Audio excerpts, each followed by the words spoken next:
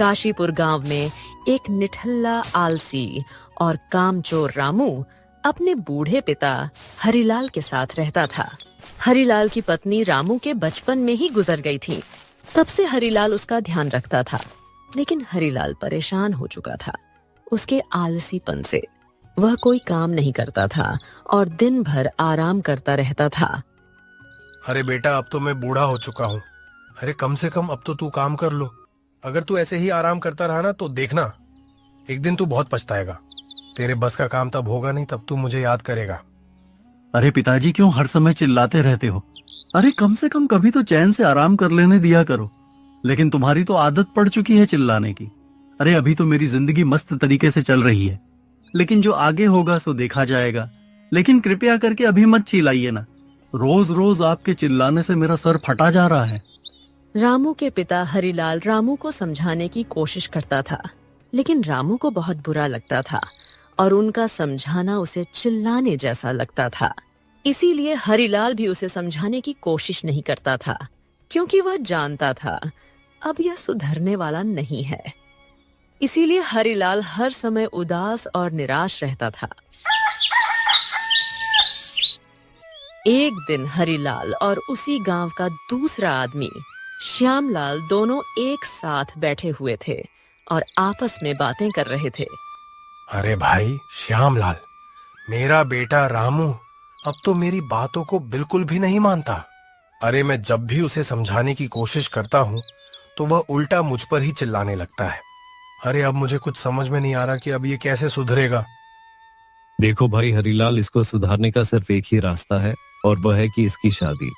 अगर तुम इसकी शादी कर दोगे तो वह घर की जिम्मेदारी समझने लगेगा और फिर अपना और अपनी पत्नी का पेट पालने के लिए मेहनत तो जरूर करेगा। बस मेरी समझ में उसे सुधारने के लिए बस यही एक रास्ता है।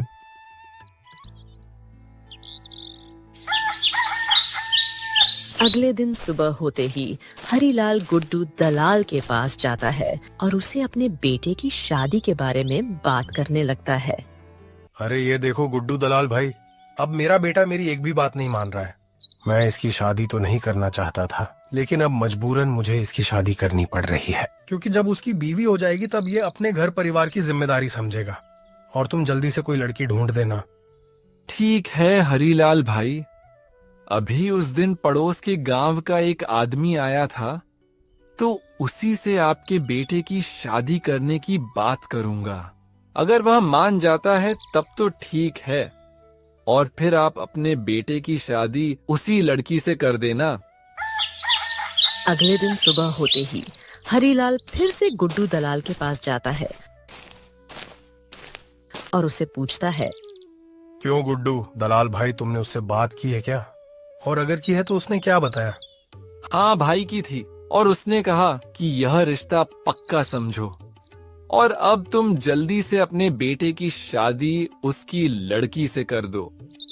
ठीक है भाई, मैं जल्दी से शादी करने का इंतजाम करता हूँ और बस कुछ ही दिनों में अपने बेटे की शादी उसकी लड़की से कर दूंगा। कुछ ही दिनों में हरिलाल अपने बेटे रामू की शादी करके अपनी बहू को अपने घर ले आता है। रामू की पत्नी का नाम था सुनीता, जो बेहद खूबसूरत और मेहनती थी। उसके घर में आने से अब हरिलाल बहुत खुश था। बेटी सुनीता, तुम्हारे घर आने से मैं बहुत खुश हूँ।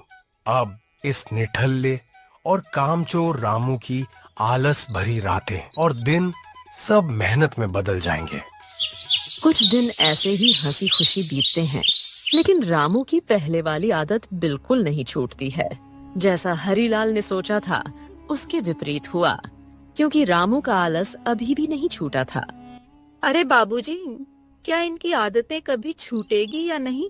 अरे मैं जब से इस घर में आई हूँ तब से बहुत मेहनत कर रही हूँ, और एक ये है जो हर समय सोते या घूमते ही रहते हैं।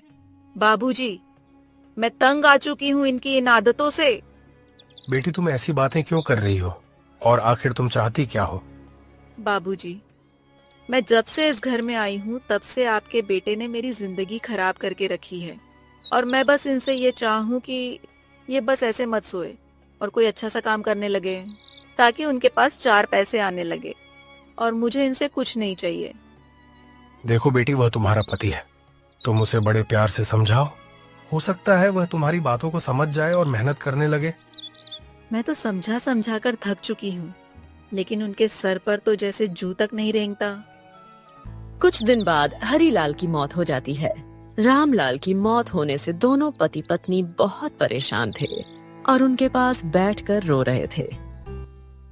हरीलाल के मर जाने के बाद रामू का आलस और भी बढ़ जाता है। उसे कोई मना करने वाला नहीं था, बस जो भी थी वह सुनीता ही थी।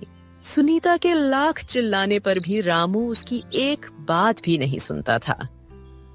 अरे न जाने पिछले जन्म में मैंने कौन से पाप किए होंगे जो इस जन्म में मुझे मनहूस आदमी मिला है। ये तो मेरी एक बात भी नहीं सुनता, जब देखो तब सोता ही पड़ा रहता है। अरे भाग्यवान, क्यों इतना चिल्ला रही हो? अरे हर समय काम के लिए ही कहती रहती हो। अरे कर लूंगा काम भी। अरे कब करोगे काम? जब से मैं इस घर में आई हूँ तब से नौकरानियों की तरह जुटी हुई हूँ और तुमने मेरी जिंदगी नरक बनाकर रख दी है। देखो सुनीता, मैंने कई जगहों पर काम की तलाश की, लेकिन मुझे कोई अच्छा काम नहीं मिला, इसलिए मैंने काम नहीं किया। तुम अभी तक कहीं काम ढूंढने के लिए नहीं गए हो और मुझसे झूठ बोल रहे हो कि तुम काम ढूंढने के लिए गए थे। अरे कुछ शर्म करो, तुम मेरे पति हो, इसलिए मैं तुमसे ज्यादा कुछ नहीं कह रही हूँ। रामू अपनी पत्नी की कड़वी बातों से नाराज होकर एक पेड़ के नीचे बैठ जाता है और खुद से ही कहता है, अरे मैं भी कितना निठल्ला और कामचोर आदमी हूँ, और जब मेरी पत्नी मुझ पर चिल्लाती है तो मैं उल्टा उसी पर ही भड़क जाता हूँ, और मेरा मन भी तो नहीं करता काम करने का। मैं करूँ तो करूँ क्या? अब ऐसा करता हूँ कि अपने दोस्त रमेश के पास जाता हूँ और उनसे कुछ पैसों की मदद मांगता हूँ, क्योंकि शुरू से ही उन्होंने मेरी मदद की है, तो शायद आज भी कर दें। ऐसा सोचकर रामू रमेश के घर के लिए निकल पड़ता है। भाई कैसे हो? आज मुझे आपकी जरूरत है। मेरे घर में चूल्हा जलने के लिए राशन बिल्कुल नहीं है, तो कृपया करके तुम मुझे थोड़े पैसे दे दो। मैं वादा करता हूं कि मैं तुम्हारे पैसे कुछ ही दिनों में लौटा दूंगा। देखो रामू भाई, आज से पहले ना जाने मैंने तुम्हारी कितनी मदद की है और ना जाने मैंने तुम्हें कितने रुपए दिए होंगे, लेकिन तुमने आज तक उन्हें वापस करने का नाम तक नहीं लिया, और तुमने ना जाने कितने गांव वालों से ऐसे ही कर्ज ले रखा है और तुम उनका भी वापस नहीं कर पा रहे। देखो भाई, इस समय सच में मेरे घर में एक भी पैसा नहीं है और ना ही मेरे घर में राशन है। कृपया करके तुम मेरी कुछ मदद कर दो, मैं तुम्हारे जल्द ही पैसे लौटा दूंगा। और रही बात गांव वालों के पैसे की, तो वह भी मैं जल्द ही वापस कर दूंगा। अरे रामू, तुम बातें बनाना तो बड़ी अच्छी तरीके से जानते हो, लेकिन अब मैं तुम्हारी बातों में नहीं आने वाला हूं। और अगर तुमने अपने पिताजी की बात मान ली होती और कहीं काम में लग जाते, तो आज तुम्हारे ऊपर ये नौबत नहीं आती। अरे कभी सोचा भी है कि अपने पैरों पर कब खड़े होगे? देखो पैसे हैं तो दे दो, लेकिन यह मुझे ज्ञान देने की कोशिश मत करो। मैं यहां तुम्हारी बेफालतू की बातें सुनने नहीं आया। अच्छा, अब पैसे हो तो जल्दी दो, वरना मैं खुद ही कुछ ना कुछ करूंगा। देखो रामू, मेरे पास पैसे तो है, लेकिन अब मैं तुम्हें पैसे नहीं देने वाला, क्योंकि तुम्हें घमंड भरी बातें कर रहे हो। अरे तुम्हारा कोई भरोसा नहीं, तुम तो एक नंबर के धोखेबाज और चालाक इंसान हो। न जाने तुम कब और किसके पैसे लेकर भाग जाओ। ना भैया, मैं नहीं देने वाला। रामू रमेश की कड़वी बातों से बहुत चिढ़ गया था और वह फिर से इस पेड़ के नीचे बैठकर सोचने लगता है। रामू को बैठे हुए अब भी कुछ देर ही हुआ था, तभी वहां एक बड़ा जमींदार आता है जिसने रामू को कर्ज दिया था, लेकिन रामू ने उसका कर्ज अभी भी वापस नहीं किया था और जमींदार को देखकर ऐसा लग रहा था कि वह बहुत गुस्से में है। क्यों रे रामू, तूने मुझे बहुत बहकाया है, लेकिन अब मैं तेरे बहकावे में नहीं आने वाला हूँ। और आज तुम मुझे बहुत गुस्सा आ रहा है, और आज मैं तुझे पैसे लिए बिना यहां से नहीं जाने वाला। चल जल्दी से मेरे पैसे निकाल दे, वरना आज तो मैं तुझे मार मार कर तेरा भरता बना दूंगा। मालिक, अभी तो मेरे पास पैसे नहीं है, तो कृपया करके आप मुझे कुछ दिनों का समय दे दो। मैं आपके पैसे जल्दी लौटा दूंगा। अरे तुझे बहाना बनाना तो बहुत अच्छी तरीके से आता है। अगर तुझे पैसे वापस करने ही होते तो तू कब का कर चुका होता, लेकिन नहीं, तुझे तो सिर्फ बहाने बनाना है। आज तू मुझे पैसे दे दे। जमींदार साहब, मैं झूठ नहीं बोल रहा हूं। अरे मैं आपके पैसे लौटा दूंगा।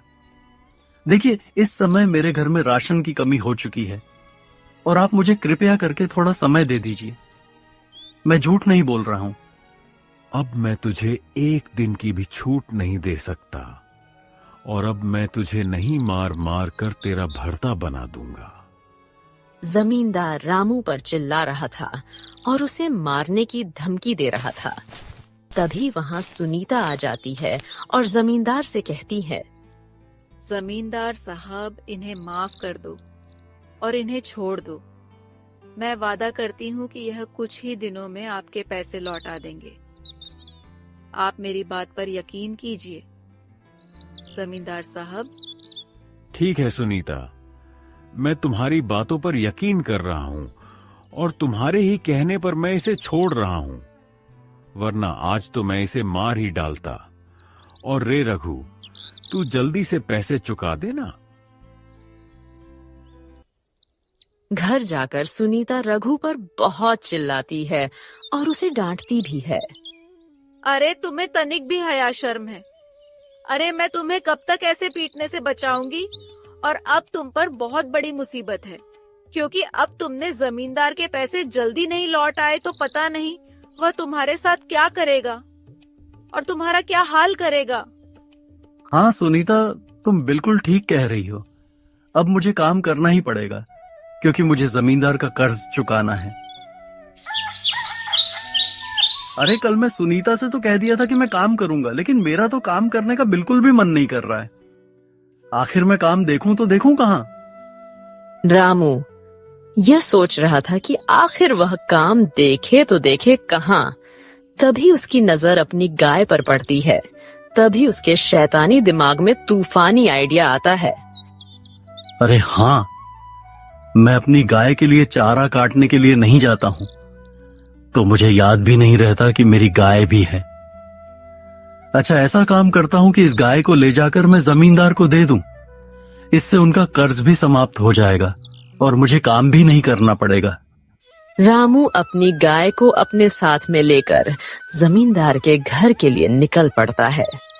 देखो जमींदार साहब, मेरे पास अभी पैसे बिल्कुल भी नहीं है, तो आप ऐसा करो, ये मेरी गाय आप ले लो, और जब मेरे पास पैसे हो जाएंगे तो मैं अपनी गाय आपसे ले जाऊंगा और आपके पैसे लौट आ जाऊंगा। वाह रे रामू, आज तूने किया मेरे मन का काम। चल ठीक है, जब तक तू मेरे पैसे नहीं लौटा देता तब तक ये गाय मेरे पास रहेगी। जमींदार को गाय देकर रामू अपनी पत्नी सुनीता को बताने के लिए जाता है कि आज उसने जमींदार का कर्ज चुका दिया।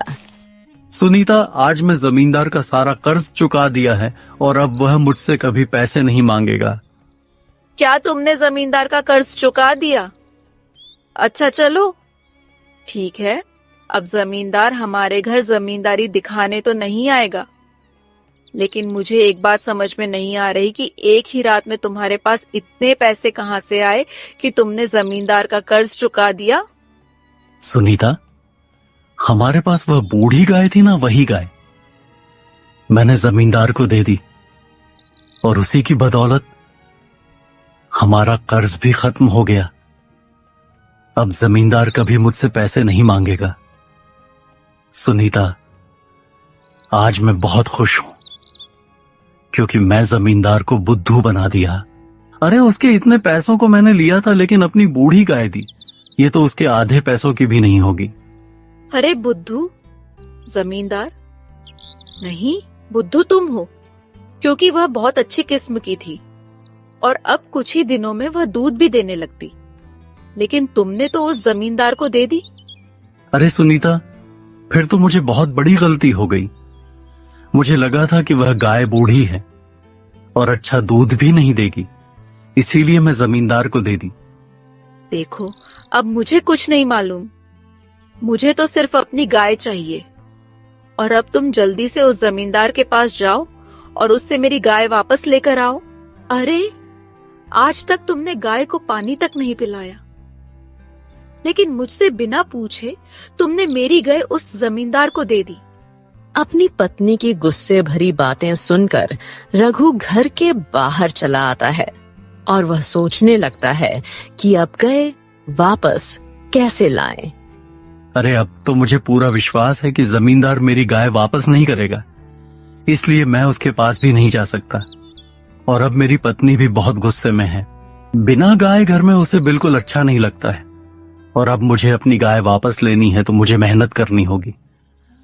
अब मुझे लगता है कि ना चाहते हुए भी मुझे मेहनत करनी पड़ेगी।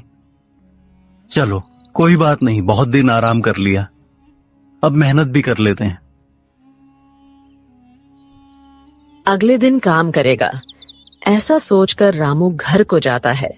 उसे खाली हाथ घर में देखकर सुनीता उससे कहती है, क्यों, तुम गाय लेकर नहीं आए और खाली हाथ चले आए हो? बताओ, हमारी गाय कहाँ है?